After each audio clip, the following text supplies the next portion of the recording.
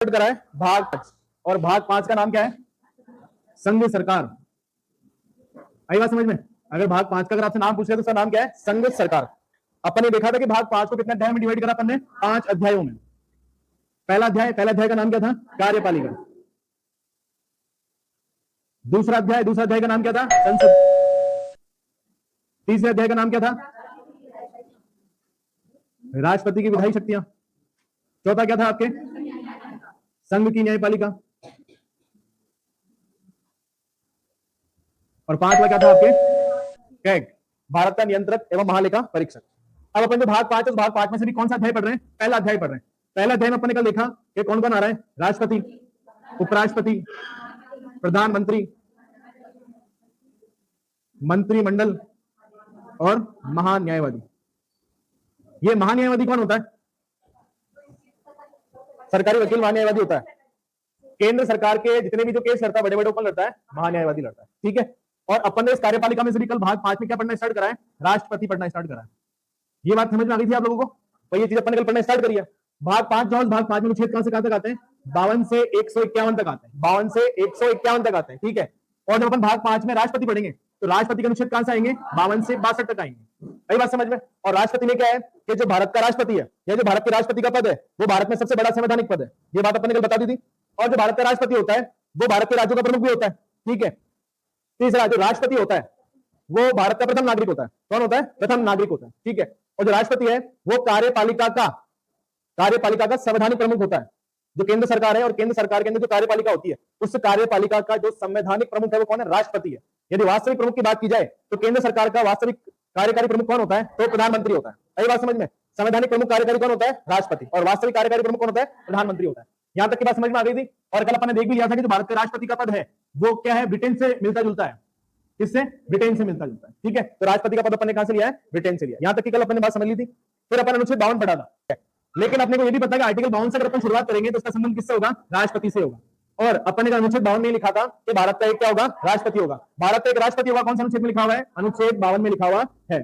फिर मैंने आपको ये कहा था अनुच्छेद 53 में कि भारत का जो राष्ट्रपति होगा वो अपने जैसे फालतू तो होगा नहीं, कोई ना कोई क्या करेगा? कार्य करेगा। कोई ना कोई क्या करेगा? कार्य करेगा। तो अनुच्छेद 53 के अंदर क्या है कि संघ की कार्यपालिका शक्ति, संघ की कार्यपालिका शक्ति किसमें निहित होगी? राष्ट्रपति में निहित होगी। राष्ट्रपति इसका प्रयोग स्वयं या अपने अधीनस्थों के माध्यम से कर सकता है। तो अनुच्छेद 53 के अंदर क्या है? संघ की कार्यपालिका शक्ति। फिर अपन ने पढ़ा था अनुच्छेद 54। अनुच्छेद 54 के अंदर अपन ने पढ़ा था निर्वाचन मंडल। क्या पढ़ा अपन ने? निर्वाचन मंडल। और अनुच्छेद 55 में अपन ने पढ़ा था निर्वाचन की पद्धति। तो जो अनुच्छेद 54 है उसके अंदर राष्ट्रपति का क्या है? निर्वाचन मंडल है। और अनुच्छेद 55 जो है उसके अंदर क्या है? निर्वाचन की पद्धति का की राष्ट्रपति की। ये तो दोनों अनुच्छेद है, अपन ने कहां से उठाए? आयरलैंड से। कहां से उठाए? आयरलैंड। ये बात भी आपको क्या रखनी है? ध्यान रखनी है। अब अपन ने अनुच्छेद 54 में पढ़ा था राष्ट्रपति का निर्वाचन मंडल, कि राष्ट्रपति के निर्वाचन मंडल में कौन कौन शामिल होता है। तो जब भी राष्ट्रपति का चुनाव होगा तो राष्ट्रपति के चुनाव में लोकसभा प्लस राज्यसभा के निर्वाचित सदस्य, लोकसभा प्लस राज्यसभा के निर्वाचित सदस्य, राज्यों की विधानसभा के निर्वाचित सदस्य, और दिल्ली व पांडुचेरी के भी निर्वाचित सदस्य। इसका मतलब भारत के राष्ट्रपति का जब भी चुनाव होगा तो उस निर्वाचन मंडल में कौन भाग लेगा? लोकसभा प्लस राज्यसभा के निर्वाचित सदस्य, राज्यों की विधानसभा के निर्वाचित सदस्य, और दिल्ली व पांडुचेरी की विधानसभाओं के निर्वाचित सदस्य। और अपन ये भी देखा था कि अनुच्छेद 54 और 55 में दिल्ली व पांडुचेरी को कब जोड़ा था? तो अपन एक संविधान का संशोधन करा था, 70वां संविधान संशोधन अधिनियम 1992। तो जो 70वां संविधान संशोधन है 1992 वाला, उसके तहत अपन अनुच्छेद 54 और 55 में को जोड़ा है? दिल्ली व पांडुचेरी को जोड़ा। आई बात समझ में? यहां तक की तो ये राष्ट्रपति का निर्वाचन मंडल है। अब ये बताओ राष्ट्रपति के निर्वाचन मंडल में कौन कौन भाग नहीं लेता है? विधान परिषद के सदस्य, राज्य की विधानसभाओं के मनोनीत सदस्य, लोकसभा व राज्यसभा के मनोनीत सदस्य। ये व्यक्ति राष्ट्रपति के निर्वाचन मंडल में भाग नहीं लेते हैं। ये तो क्या थी? कल की बात थी जो अपन समझा थी निर्वाचन मंडल। पहले निर्वाचन की पद्धति, जो राष्ट्रपति का चुनाव होगा वो कैसे होगा? अपन ने हालांकि बताया था कि राष्ट्रपति का जो चुनाव होता है वो आनुपातिक प्रतिनिधित्व के आधार पर एकल संक्रमणीय गुप्त मत पद्धति के आधार पर होता है। एकल संक्रमण का मतलब एक को वोट देना, लेकिन एकल संक्रमण तो है ही नहीं। ठीक है। तो राष्ट्रपति के चुनाव की पद्धति है, उसमें क्या होता है? यदि 4 व्यक्ति भाग ले रहे हैं तो अपने को कितने को वोट देना है? 4 को ही वोट देना है। इसके अंदर क्या चलता है? वरीयता क्रम चलता है। अगर 4 व्यक्तियों ने चुनाव लड़ा है तो आप अपनी वरीयता के हिसाब से मेरी पहली पसंद ये है, मेरी दूसरी पसंद ये है, मेरी तीसरी पसंद है, मेरी चौथी पसंद ये है। इसके आधार पर आपको राष्ट्रपति का क्या करना पड़ता है? वोट डालना पड़ता है। उसके बाद में जब रिजल्ट आता है तो जो पहली प्राथमिकता वाला व्यक्ति होता है उसको भारत का राष्ट्रपति का कर दिया जाता है, घोषित कर दिया जाता है। अगर फिर भी नहीं होता है तो बाद में मत को ट्रांसफर करने की कंडीशन चालू हो जाती है। ये थी निर्वाचन की पद्धति। यहां तक की बात समझ में आ गई? फिर अपन ने अनुच्छेद 56 मैं पढ़ा था कार्यकाल। क्या पढ़ा अपने? कार्यकाल। कि भाई अनुच्छेद 56 के अंदर क्या है? तो कार्यकाल है। काय का कार्यकाल है? राष्ट्रपति का कार्यकाल। ये बताओ राष्ट्रपति का कार्यकाल कितने वर्ष का होता है या कितना होता है? 5 वर्ष का। कब से कब तक? तो राष्ट्रपति का कार्यकाल कभी भी आपसे कोई पूछे तो आपको क्या लिखना है उसके अंदर? पद ग्रहण से लेकर 5 वर्ष तक। ये बात आपको ध्यान रखनी है। जैसे मान लो राष्ट्रपति का चुनाव हो गया, ठीक है, अपने को पता चलेगा नया राष्ट्रपति कौन बनेगा। अब चुनाव के साथ ही व्यक्ति भारतीय राष्ट्रपति थोड़ी बन जाएगा। जब तक वह व्यक्ति राष्ट्रपति के पद की शपथ नहीं लेगा तब तक वह राष्ट्रपति नहीं कहलाएगा। यहां तक की बात समझ में आई? ये तो था आर्टिकल 56, ठीक है। अब राष्ट्रपति का कार्यकाल है पद ग्रहण से लेकर 5 वर्ष का होता है, लेकिन राष्ट्रपति चाहे तो अपना त्यागपत्र उपराष्ट्रपति को देकर इसको समाप्त कर सकता है। तो राष्ट्रपति अपना त्यागपत्र किसको देता है? उपराष्ट्रपति को देता है। राष्ट्रपति उपराष्ट्रपति को देता है, उपराष्ट्रपति राष्ट्रपति को देता है। आई कोई बात समझ में? मैंने त्यागपत्र की बात करी है यहाँ पे, मैंने सूचना वाली बात नहीं करी है। मैं ये कहना चाह रहा हूं आपको कि राष्ट्रपति जो है अपना त्यागपत्र किसको देता है? उपराष्ट्रपति को। उपराष्ट्रपति किसको देगा? राष्ट्रपति को। क्लियर है बात? लेकिन जब राष्ट्रपति अपना त्यागपत्र उपराष्ट्रपति को देगा तो उपराष्ट्रपति उसकी सूचना किसको देगा? लोकसभा के अध्यक्ष को देगा। सही है, किसको देगा? लोकसभा के अध्यक्ष को देगा। ये आर्टिकल कौन सा था आपके? 56 में राष्ट्रपति का पुनः निर्वाचन। तो अनुच्छेद 57 के अंदर ये था कि कोई भी व्यक्ति कितनी भी बार, अच्छा कोई भी व्यक्ति का मतलब ये कि भारत का नागरिक होना चाहिए ना, कोई भी व्यक्ति कितनी भी बार राष्ट्रपति का चुनाव लड़ सकता है और कोई भी व्यक्ति कितनी भी बार भारत का राष्ट्रपति बन सकता है। कोई बाउंडेशन नहीं है इसके अंदर कि एक बार बनेगा या 2 बार बनेगा। लेकिन इसके विपरीत अगर अपन अमेरिका के संविधान में देखेंगे तो अमेरिका के अंदर एक व्यक्ति कितनी बार राष्ट्रपति बन सकता है? 2 बार बन सकता है, 2 से अधिक बार नहीं बन सकता है। हालांकि भारत में अभी तक एक ही व्यक्ति ऐसा है तो 2 बार भारत का राष्ट्रपति बना है। कौन? डॉक्टर राजेंद्र प्रसाद। उसके अलावा अभी तक कोई ऐसा व्यक्ति 2 बार भारत का राष्ट्रपति बनाओ नहीं है। तो अपने मान के चलो मैक्सिमम 2 बार ही बने अभी तक, लेकिन ऐसा कोई बाउंडेशन नहीं है संविधान के अंदर कि एक व्यक्ति 2 बार ही बनेगा, कितनी बार बन सकता है। यहां तक अपन आर्टिकल 57 तक पढ़ लिया था। आज अपने को पढ़ना आर्टिकल 58, ठीक है ना। तो वो होता है 10,86,431 का। मतलब जितने भी सांसद लोग लोकसभा के, राज्यसभा के, जितने भी राज्य के विधानसभाओं के विधायक वगैरह जो है उन सबका जो मत मूल्य काउंट करते हैं अपन, वो कितना निकलता है? 10,86,431। और मैंने कल एक चीज बताई थी आपको कि कुल वैध मत में काय का डिवाइड लगाना है? 2 का डिवाइड लगाना है। जो आंसर आएगा उसको प्लस क्या करना है? 1 करना है, ठीक है। तो 10,86,431 में 2 का डिवाइड करेंगे अपन तो अपना निकलेगा 5,43,215। लेकिन इसमें क्या करना पड़ेगा? अपने को प्लस 1 करना पड़ेगा। इसका मतलब 5,43,216 मत यदि कोई व्यक्ति राष्ट्रपति के चुनाव में प्राप्त कर लेता तो भारत क्या बन जाएगा? राष्ट्रपति बन जाएगा। ये ओवरऑल वैल्यू है, वोट वैल्यू है ये सांसदों की, विधायकों की, इन सबकी जब अपन वोट वैल्यू निकालेंगे तो कितनी निकलती है? 10,86,431। ठीक है। उसका आधा कितना लिखा था मैंने कल? 5,43,215। उसमें प्लस 1 करना पड़ेगा। हाँ, विधायकों का अलग से मत मूल्य बताया था, सांसदों का भी बताया था, वो अपन महत्वपूर्ण तथ्यों में लिखेंगे एंड के अंदर। जो विधायक का मत मूल्य होता है वो होता है राज्य की जनसंख्या। अभी कोई लिखो मत, समझ लो केवल एक बार, ठीक है। कि विधायक का मत मूल्य होता है वो तो राज्य की कुल जनसंख्या अपॉन राज्य में कुल निर्वाचित विधायकों की सदस्य संख्या, कुल निर्वाचित। अब मान लो किसी की डेथ होगी तो उसको काउंट करना थी। राष्ट्रपति का चुनाव होता है उसमें कितने कॉलम होते हैं? 2 कॉलम होते हैं। ये बात आपको ध्यान रखनी है क्योंकि अपन ने कभी राष्ट्रपति के चुनाव में अपन घर भाग लेंगे ही नहीं, क्योंकि जो भारत के राष्ट्रपति का चुनाव होता है वो अप्रत्यक्ष रूप से होता है। आई बात समझ में? भारत के जो राष्ट्रपति का चुनाव होता है कैसे होता है? अप्रत्यक्ष रूप से होता है। यह प्रत्यक्ष रूप से होता है। अप्रत्यक्ष का मतलब यह है कि अपन उसमें भाग नहीं लेते, लेकिन अपने द्वारा चुने गए प्रतिनिधि जैसे कि एमएलए और एमपी जो होते हैं वो जाकर वहां पर क्या करते हैं? वोट डालते हैं। एक खास बात है राष्ट्रपति के चुनाव की कि जो राष्ट्रपति का चुनाव होता है वो दलीय आधार पर नहीं होता है। किस पे नहीं होता है? ये वो दलिया नहीं घर वाला, ये ग्रुप की बात कर रहा है, दलीय आधार पर नहीं होता है। इसका मतलब इसमें कांग्रेस का उम्मीदवार कोई नहीं होता है, इसमें बीजेपी का उम्मीदवार कोई नहीं होता। हालांकि अपने उम्मीदवार की आधिकारिक घोषणा करते हैं, लेकिन जो मैंने आपको कॉलम बताया कि इसमें 2 कॉलम होते हैं, 2 कॉलम में एक तरफ नाम होता है और एक तरफ क्या वरीयता का टर्म होता है। इसका मतलब राष्ट्रपति के चुनाव में चुनाव चिन्ह का आवंटन नहीं होता है। आई बात समझ में? तो जो राष्ट्रपति का चुनाव होता है उसके अंदर चुनाव चिन्ह का आवंटन नहीं होता है। अब वहां पर कोई व्यक्ति कमल का फूल और हाथ का निशान देकर वोट नहीं डाल सकता। ये बात समझ में आप लोगों को कि जो राष्ट्रपति का चुनाव होता है वो दलीय आधार पर नहीं होता है, इसका मतलब उसमें चुनाव चिन्ह का आवंटन नहीं होगा। ठीक है। इसके अलावा अनुसूची 10 में क्या बताया था मैंने आपको? दल बदल पर रोक। लेकिन जो राष्ट्रपति का चुनाव होता है उसमें दल बदल प्रणाली लागू नहीं होती है। क्या लागू नहीं होती है? दल बदल प्रणाली लागू नहीं होती है। मतलब ऐसा कोई व्यक्ति जो एक पार्टी का दूसरे पार्टी के उम्मीदवार तो वोट डाल दे राष्ट्रपति के चुनाव में, तो उसकी सदस्यता को वो इस आधार पर नहीं कर सकता या उस पार्टी उसको इस आधार पर नहीं निकाल सकती कि आपने राष्ट्रपति को, अपोजिट पार्टी के व्यक्ति को वोट क्यों दिया। क्लियर ये बात? और इसमें व्हीप भी जारी नहीं होती। क्या नहीं जारी होती है? व्हीप। व्हीप का मतलब है पार्टी ने कुछ नियम निकाले और वो नियम कुछ दिनों तक फॉलो करने होते हैं, तो इसमें व्हीप भी जारी नहीं होती। क्लियर वाली बात है? ये सब मैं लिखवा दूंगा। उतारना आर्टिकल था 58, 59, 60, 61 और 62। यह से बनेगा योग्यता। अगर टॉपिक अपन राष्ट्रपति का पढ़ना तो किसकी योग्यता? राष्ट्रपति की योग्यता। क्लियर है? अब मैं 59 में क्या आएगा? शर्त। शर्त के बाद में शपथ। शपथ के बाद में महाभियोग, महाभियोग प्रक्रिया और नए राष्ट्रपति का निर्वाचन। ठीक है। तो अपन आज कौन सा आर्टिकल पढ़ेंगे? आर्टिकल 58।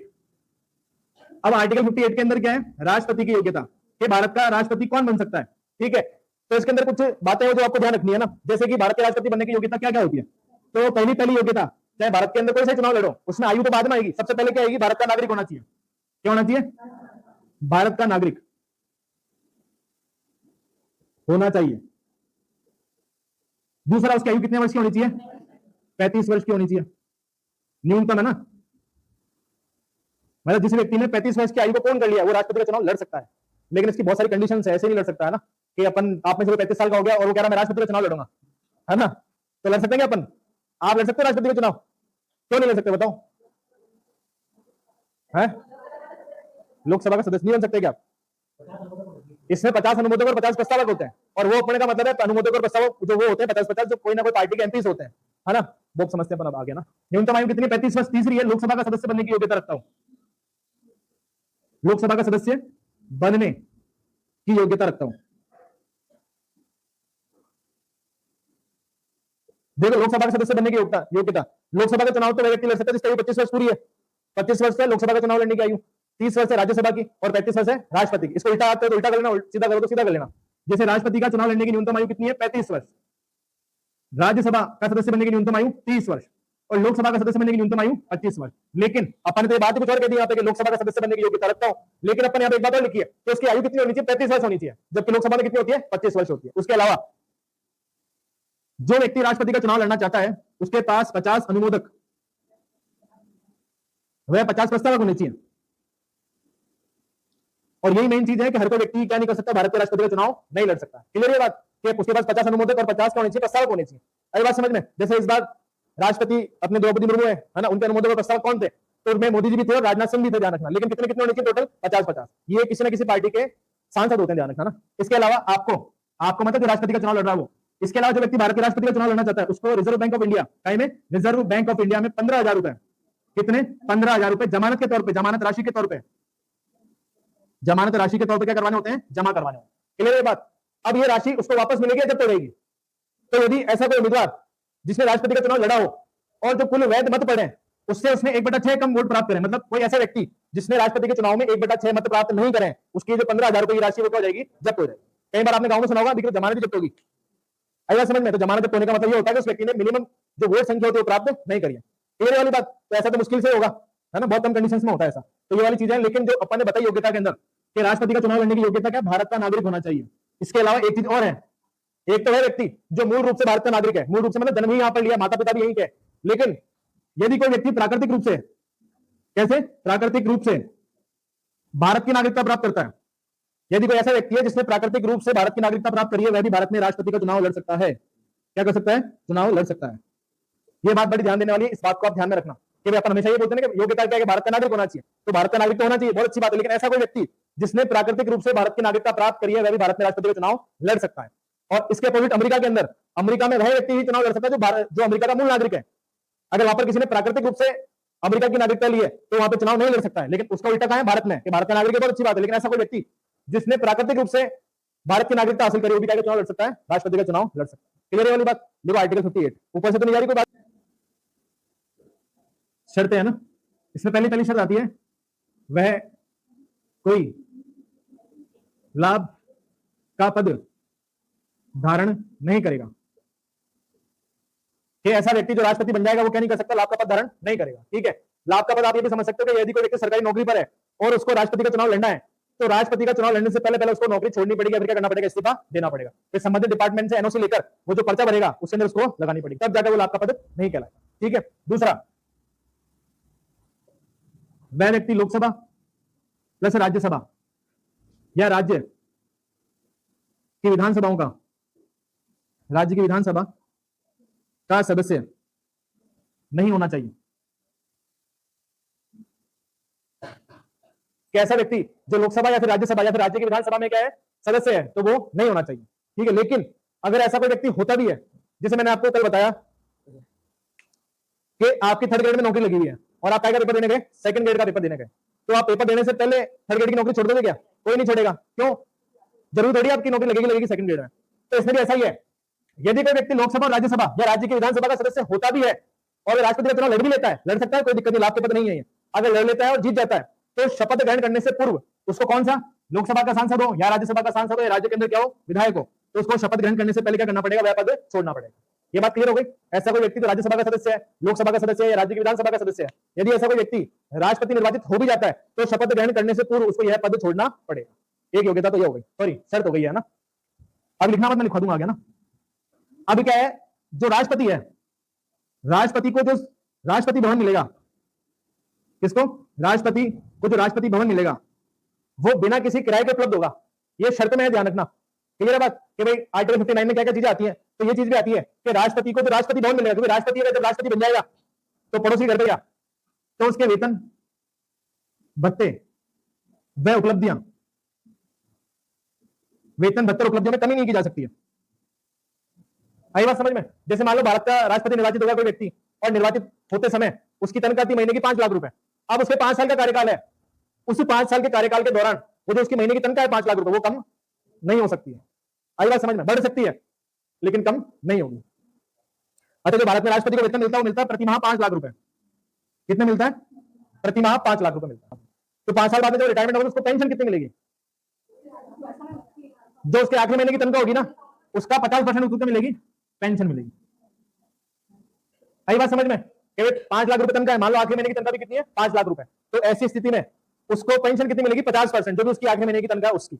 अब ये बात बताओ, प्रधान राष्ट्रपति है, राष्ट्रपति को गई मृत्यु, अब क्या हो गई? राष्ट्रपति की मृत्यु हो गई तो जाहिर सी बात है किसी ना किसी को तो पेंशन मिलेगी मिलेगी। अब राष्ट्रपति की मृत्यु के बाद में उसको पारिवारिक पेंशन जो मिलेगी उसके परिवार को कितनी मिलेगी? तो जो पेंशन है ना, पेंशन का 50% उसको क्या मिलेगी? पारिवारिक पेंशन मिलेगी। 5 लाख रुपए वेतन है, आखिरी महीने का वेतन भी 5 लाख रुपए ही था, तो उस राष्ट्रपति को पेंशन कितनी मिलेगी? वेतन का 50%। राष्ट्रपति की जब मृत्यु हो जाएगी तो उसके परिवार को पेंशन का 50% क्या मिलेगी? पारिवारिक पेंशन मिलेगी। क्लियर वाली बात? चलो अब लिखो। अब इसमें तो बताओ, भारत के राष्ट्रपति को शपथ कौन दिलवाता है?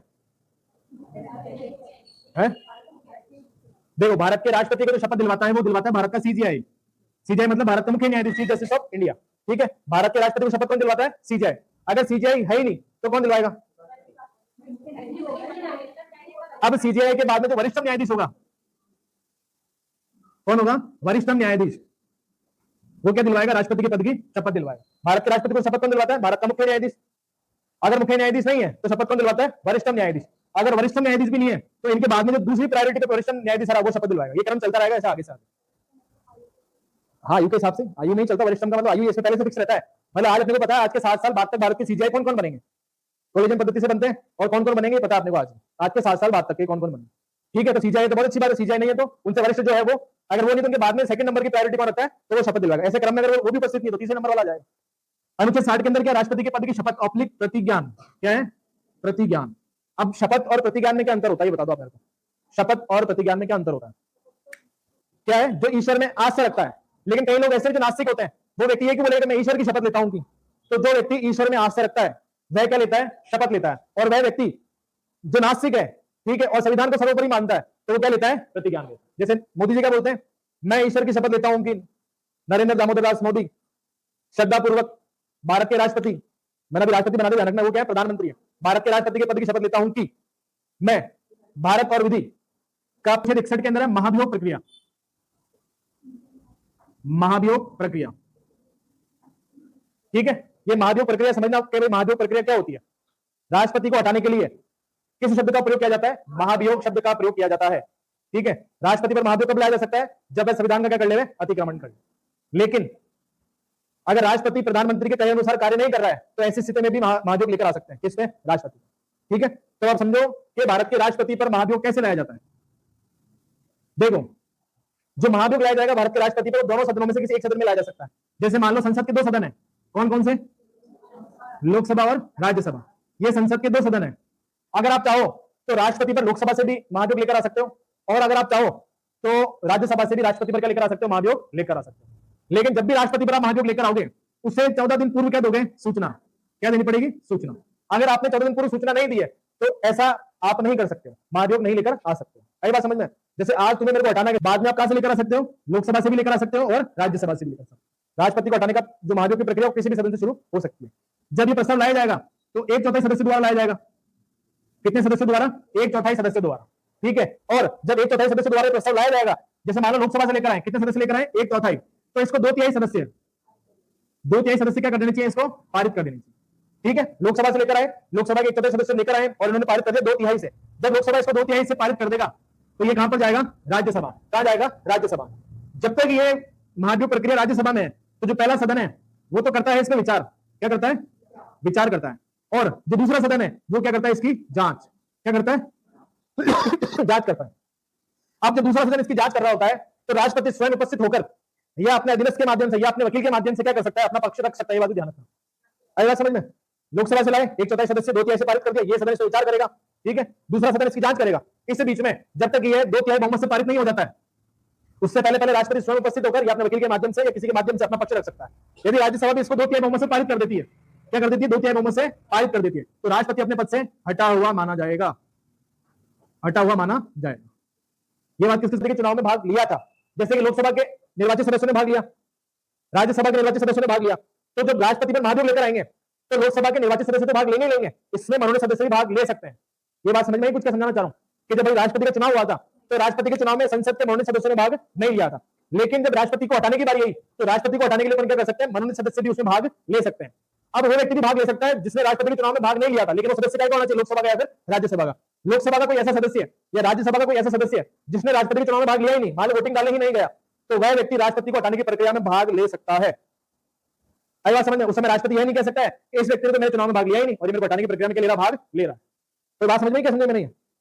आ गई? ये वापस समझो एक बार और समझो। मानो मैंने राष्ट्रपति का चुनाव लड़ा, मैंने जब राष्ट्रपति का चुनाव लड़ा तो ये मैडम उस समय लोकसभा की सदस्य थी, लेकिन राष्ट्रपति के चुनाव में वोट डालने नहीं आई, ठीक है, लेकिन जब राष्ट्रपति को हटाने की बात चल रही है तो मैडम क्या डालने आ गई, वोट डालने आ गई। इसका मतलब ये जब चुनने की बारी आई तब तो वोट डालने नहीं आई, लेकिन जब हटाने की बारी आई तो वोट डालने आ गई। तो ऐसी स्थिति में जो राष्ट्रपति ये नहीं कह सकता है कि इन्होंने तो मेरे को चुनने में हिस्सा लिया नहीं था तो हटाने में हिस्सा कैसे ले सकते हैं। एक चीज है। दूसरा ये कि जब राष्ट्रपति को चुनाव हो रहा था तो राष्ट्रपति के चुनाव में लोकसभा के और राज्यसभा के मनोनीत सदस्य भाग नहीं ले रहे थे, लेकिन जब राष्ट्रपति को हटाने की बारी आएगी तो उसमें लोकसभा और राज्यसभा के मनोनीत सदस्य भाग ले सकते हैं। क्लियर है? ये बात समझ में आ गई? अब राष्ट्रपति को हटाने की प्रक्रिया में कौन कौन भाग नहीं लेता है, तो राज्य के विधानसभाओं के सदस्य हैं, निर्वाचित प्लस मनोनीत दोनों भाग नहीं लेते हैं, ठीक है। केंद्र शासित प्रदेश दिल्ली और पांडुचेरी वाले भी नहीं लेंगे। तो राष्ट्रपति को हटाने की प्रक्रिया में लोकसभा के और राज्यसभा के मनोनीत प्लस निर्वाचित सदस्य भाग लेते हैं। क्लियर है बात? 62 अनुच्छेद 62 को अपन पढ़ते हैं, नए राष्ट्रपति का निर्वाचन, और इसको अपन चाहे तो लिख सकते हैं पद रिक्तता। आई बात समझ में? क्या लिख सकते हैं, पद रिक्तता। आर्टिकल 62 नए राष्ट्रपति का निर्वाचन, या फिर इसी को क्या लिख सकते हैं अपन, पद रिक्तता। अब समझो कि नए राष्ट्रपति का निर्वाचन, नए राष्ट्रपति के निर्वाचन से यह मतलब है कि राष्ट्रपति का कार्यकाल पूरा होने वाला है, ठीक है, तो राष्ट्रपति का कार्यकाल पूरा होने से पहले क्या करवा लिया जाएगा, नए राष्ट्रपति का चुनाव करवा लिया जाएगा। ये बताओ भारत के राष्ट्रपति का चुनाव कौन करवाता है? तो आपको पूरा बोलना, भारतीय निर्वाचन आयोग। कौन करवाता है? भारतीय निर्वाचन आयोग, ठीक है। तो नए राष्ट्रपति के निर्वाचन से ये मतलब है कि जो पहले राष्ट्रपति है उसका कार्यकाल समाप्त होने वाला है, उसके कार्यकाल के समाप्त होने से पहले क्या करवा लेना है, नए राष्ट्रपति का चुनाव करवा लेना। अगर नए राष्ट्रपति के चुनाव में किसी प्रकार की देरी हो रही किसी कारणवश, तो जब तक नए राष्ट्रपति का चुनाव नहीं होगा तब तक पुराना राष्ट्रपति भारत का राष्ट्रपति बना रहेगा। ये बात समझ में आ गई? जब तक नए राष्ट्रपति का चुनाव नहीं हो जाता तब तक पुराना जो राष्ट्रपति है वही भारत का राष्ट्रपति बना रहेगा। ये तो है नए राष्ट्रपति का निर्वाचन। अब पद रिक्तता कैसे कैसे हो सकती है? पद रिक्तता हो सकती है मृत्यु पर, कि भाई राष्ट्रपति की मृत्यु हो जाए, या फिर राष्ट्रपति अपना त्याग पत्र दे दे, या फिर वो महाभियोग प्रक्रिया से हटा दिया जाए, या फिर उसका जो चुनाव है उसका अवैध घोषित कर दिया जाए। क्लियर है? अगर राष्ट्रपति का पद मृत्यु पर, त्याग पत्र पर, महाभियोग पर या अवैध घोषित कर दिया जाता है तो ऐसी स्थिति में इसका जो कार्यभार संभालेगा वो कौन संभालेगा? उपराष्ट्रपति। कौन संभालेगा? उपराष्ट्रपति। इससे पहले प्रधान राष्ट्रपति की मृत्यु नहीं हुई थी, इससे पहले क्या हुआ था, चुनाव में देरी हो रही थी। चुनाव में देरी हो रही थी तो क्या हो रहा था, वही व्यक्ति जो ऑलरेडी राष्ट्रपति वही क्या रहेगा, राष्ट्रपति। लेकिन यदि मृत्यु हो जाए, त्याग पत्र दे दे, महाभियोग आ जाए, अवैध चुनाव घोषित कर दिया जाए, पागल हो जाए मेंटली या फिर फिजिकली कोई दिक्कत आ जाए तो राष्ट्रपति का कार्य नहीं कर सकता कुछ समय तक, तो ऐसी स्थिति में कौन रहेगा? उपराष्ट्रपति। क्लियर है बात? यदि राष्ट्रपति की मृत्यु हो जाती है, ठीक है, तो अपन कार्यभार किसको बनाएंगे? राष्ट्रपति, उपराष्ट्रपति को। लेकिन ये उपराष्ट्रपति जो है ये 6 महीने से अधिक, कितने महीने से अधिक? 6 महीने से अधिक कार्यभार नहीं रह सकता है। इसका मतलब यदि मृत्यु हो गई किसी राष्ट्रपति की तो उपराष्ट्रपति कार्यभार बन गया, लेकिन वो कितने महीने तक रहेगा कार्यभार? 6 माह तक। अब 6 महीने के अंदर मृत्यु से लेकर 6 महीने के अंदर क्या करवाना पड़ेगा? चुनाव कराना पड़ेगा वापस। यदि उसने त्याग पत्र दे दिया तो वो वाली बात 6 महीने तक कार्यभार रहेगा, और जो नया राष्ट्रपति आएगा या फिर नए राष्ट्रपति का चुनाव कितने महीने में करवाना है? 6 महीने के अंदर ही करवाना। अब एक बात समझो कि कोई व्यक्ति 2020 में भारत का राष्ट्रपति बना तो राष्ट्रपति का कार्यकाल कितना होता है? पद ग्रहण से लेकर 5 वर्ष तक, तो उसका कार्यकाल था 2025 तक। 20, 21, 22, 23, 24 मान लो ना। 2020 में कोई व्यक्ति भारत का राष्ट्रपति बना, उसका कार्यकाल कब समाप्त हो रहा है? 2024 में समाप्त हो रहा है, ठीक है। और जो राष्ट्रपति था उसकी मृत्यु हो गई 2022 के अंदर ही। आई कोई बात समझ में? कोई व्यक्ति जो भारत का 2020 में राष्ट्रपति बना तो 20 से 21, 21 से 22, 22 से 23, 25 तक रहेगा इसका कार्यकाल ना, तो उसका कार्यकाल कब तक रहेगा? 2025 तक। लेकिन इसकी मृत्यु हो गई 2022 में, ठीक है। तो किसी को अपन कार्यभार बनाएंगे लेकिन नए राष्ट्रपति का चुनाव भी करवाएंगे। तो बताओ तो नया राष्ट्रपति बनेगा वो इस राष्ट्रपति का जो बचा हुआ कार्यकाल था उसके लिए बनेगा या पूरे 5 साल के लिए बनेगा? आई कोई बात समझ में? कि भाई भारत का राष्ट्रपति है, 5 साल का उसका कार्यकाल था, उसने 3 साल का कार्यकाल पूरा कर लिया, बचे कितने साल का कार्यकाल? 2 साल का कार्यकाल। अब जो नया राष्ट्रपति बनेगा वो 2 साल के लिए बनेगा या 5 साल के लिए बनेगा? 2 साल वाला है क्या कोई? तो एक बात ध्यान रखना, चाहे राष्ट्रपति हो चाहे राज्यपाल हो, जब भी नया बनेगा, चाहे वो उसके कार्यकाल के बीच में क्यों ना बने, या किसी की मृत्यु हो जाए, हटा दिया जाए, कुछ भी हो जाए, नया जब भी बनेगा उसका कार्यकाल कितना होगा? पूरे 5 साल का होगा। राष्ट्रपति और राज्यपाल किसी का जूता नहीं खाते, संवैधानिक पद है ना, इसलिए। ठीक है, अब यही कंडीशन अगर प्रधानमंत्री को अप्लाई करें तो प्रधानमंत्री का तो कोई कार्यकाल होता ही नहीं है, कार्यकाल तो लोकसभा का होता है। प्रधानमंत्री जब तक है, जब तक उसको लोकसभा में क्या है, बहुमत प्राप्त है, तब तक। जिस दिन बहुमत समाप्त, उस दिन कार्यकाल समाप्त।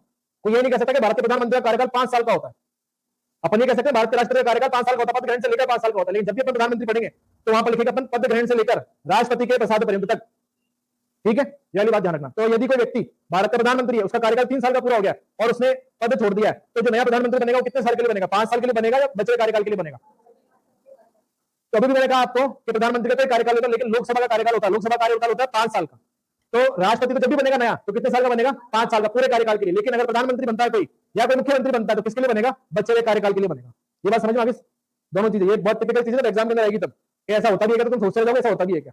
तो राष्ट्रपति पूरे टाइम के लिए, प्रधानमंत्री बचे हुए टाइम के लिए। क्लियर है? अगर मृत्यु, त्यागपत्र, महाभियोग या अवैध चुनाव घोषित कर दिया जाता है तो कार्यकाल कौन संभालेगा? उपराष्ट्रपति। अगर चुनाव में किसी कारण से देरी हो रही है तो कौन रहेगा? तो ऑलरेडी है वही रहेगा, तो उत्तराधिकारी घोषित नहीं हो जाता। अब क्या है, यदि किसी राष्ट्रपति का चुनाव अवैध घोषित कर दिया जाता है, आई बात समझ में, कि भाई किसी राष्ट्रपति का चुनाव क्या कर दिया अपन ने? अवैध घोषित कर दिया। तो मान लो उसका चुनाव अवैध घोषित होने से पहले उसने जो काम करे हैं वो वैलिड हो जाएंगे या इनवैलिड हो जाएंगे? तो उसने जो भी काम करा उसका चुनाव अवैध घोषित होने से पहले वो क्या रहेंगे? वैलिड रहेंगे। आई बात समझ में? ये आपके राष्ट्रपति का आर्टिकल है, कहां से कहां तक? 52 से 62। लिखो आर्टिकल।